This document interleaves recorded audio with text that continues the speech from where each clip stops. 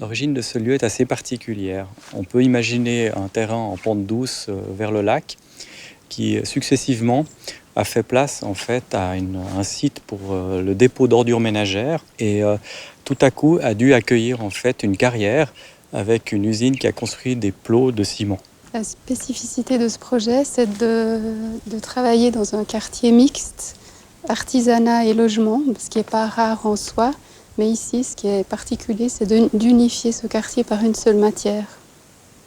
Cette matière, c'est ce béton couleur terre, comme s'il était issu de la terre et qui l'unifie, toute cette activité, et qui englobe le logement dedans.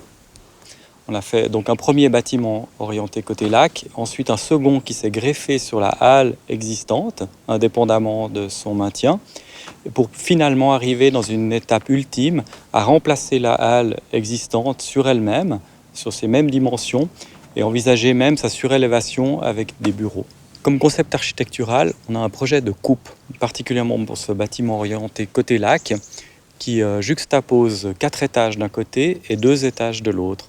En fait, c'est la recherche de faire entrer la lumière le plus possible en profondeur dans l'appartement. Le défi de ce projet, c'est de proposer des logements à loyer accessible et puis de donner un caractère fort aux appartements qui donnent une impression, parce que le site est magnifique, d'habiter presque dans une villa. C'est à la fois un immeuble parce qu'il conjugue plusieurs appartements sur des paliers et en même temps, on y habite un petit peu comme dans une villa avec des escaliers qui accèdent directement à l'appartement. On a gardé le creux du site issu de la carrière comme un espace de cour. Ces bâtiments sont intégrés au paysage, ils ne se détachent pas. Et on a tellement, disons, cultivé ce goût pour la matière qu'en fait, il est venu à l'intérieur même des appartements, où chaque appartement dispose d'un ou de plusieurs murs teintés dans son intérieur.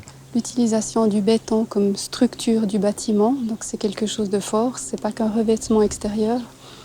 C'est une manière de redonner une stabilité à ce quartier pour que finalement, petit à petit, il se réunifie dans le rapport nature-architecture.